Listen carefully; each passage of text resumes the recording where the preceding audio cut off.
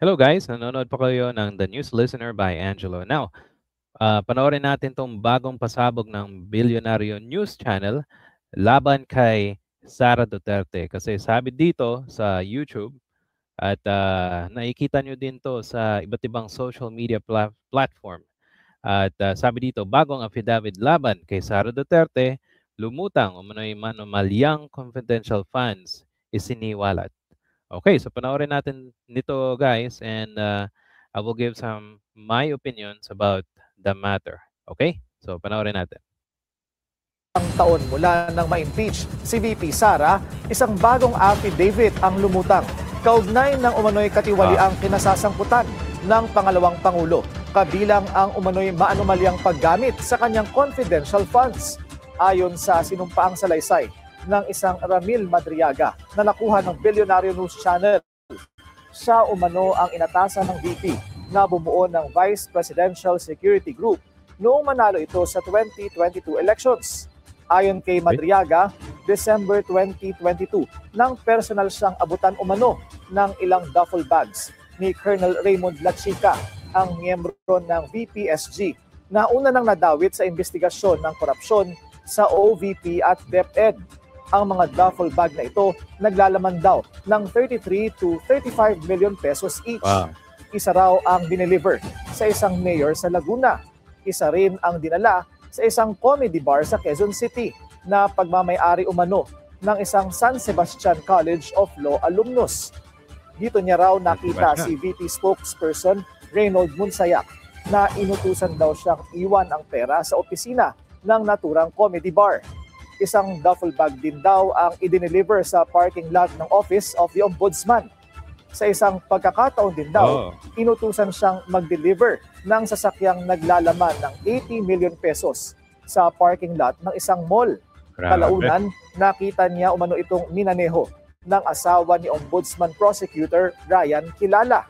Sinisikapan ng Bilyonaryo News Channel na kunin ang panig ng mga personalidad na nabanggit sa affidavit ni Madriaga. Alright, yun na yan guys. So, dito nakita natin na meron isang former bagman, itong si Sara Duterte, nung nanalo siya bilang Vice President noong 2022 election, ay bumuo siya ng isang security team. Okay? At kung natatandaan nyo, merong isang tao na nakita natin sa first part ng video. So balik tayo. At least makita natin yung impormasyon. Okay, wait lang ha. Okay.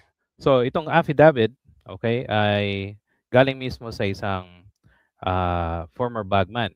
Definitely, kung affidavit to, I'm pretty sure na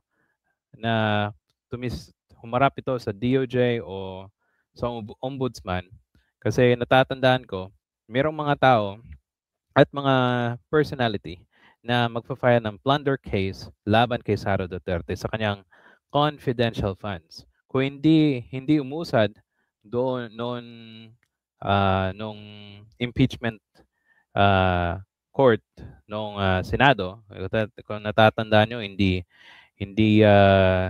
pinayagan o hindi nila binoto na para matuloy yung impeachment trial, ito yung patama kay Sara Duterte.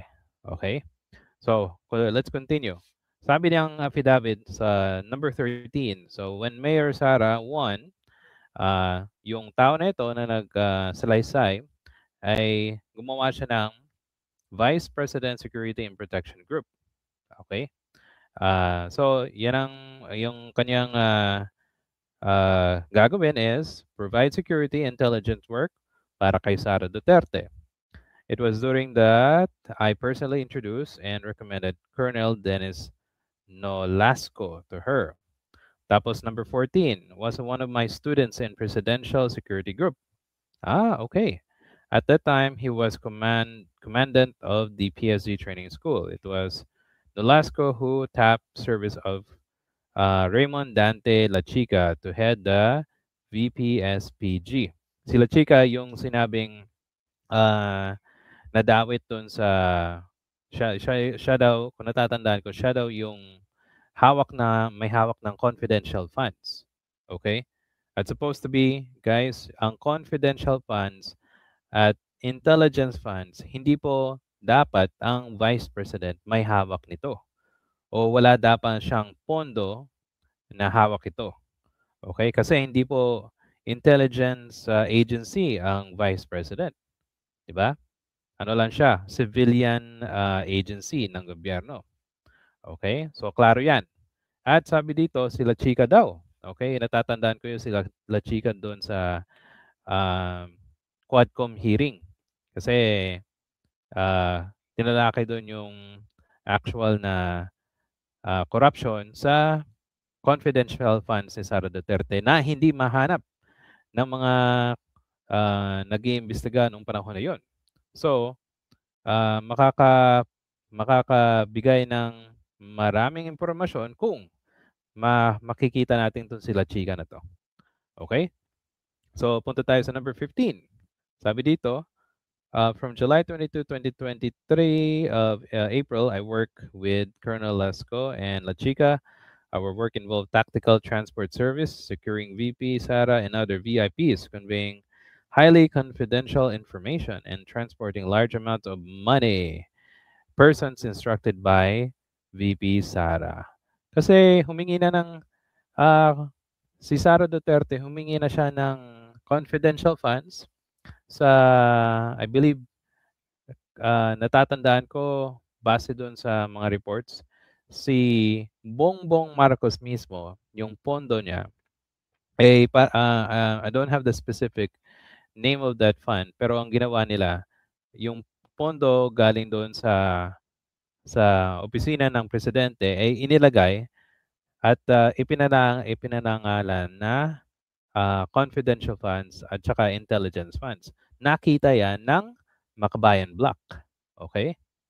At doon nagsimula na yung majority, okay, pero ang kumbaga nag-imbestiga at nakita ay yung Makabayan.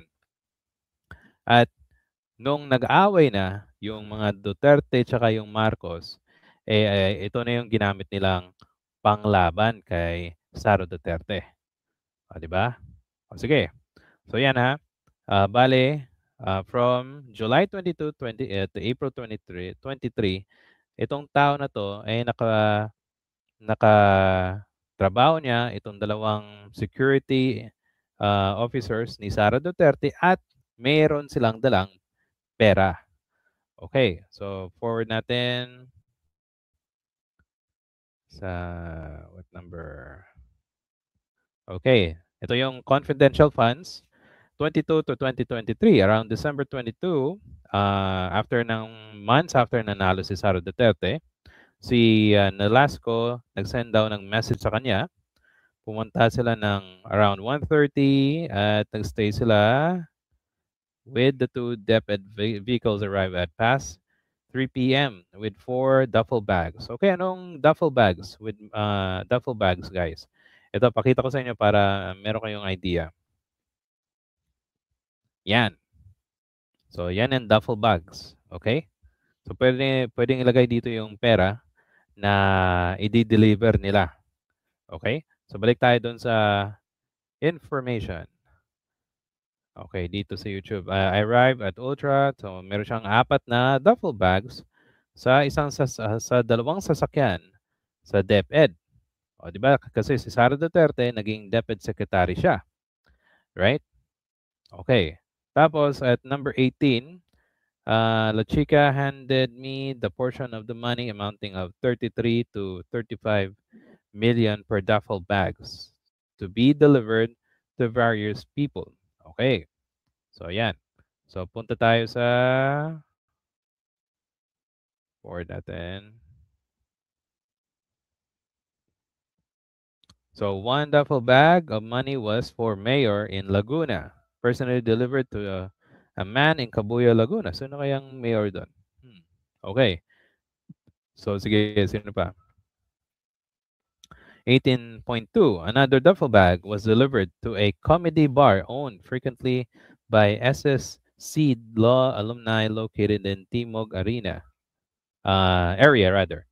When I arrived, I saw OVP spokesperson Reynold Musanyak, former classmate of Sara Duterte. Kumbaga, ah, parang ano delivery para sa mga taong kanyang kumbaga trusted. Okay. Aba, baldong-baldo Okay, so move tayo sa okay. So itong 18.3, another duffel bag was left which I arrived to I drove to the ombudsman parking compound. When I arrived, the guard signaled me to the park specific reserved spot, placed the key on top of the left front wheel. After I left, I saw someone retrieve the keys, drive the vehicle away. So yung sinong ombudsman nung panahon na yun? Si ano pala? Si ano ba? Si Martires. I'm not I'm not really sure. Martires. Sige, tingnan natin guys.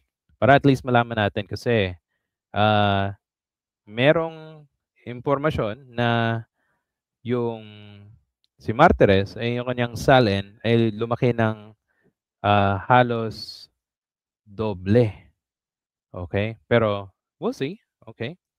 Kung kailan siya nagumpisa bilang isang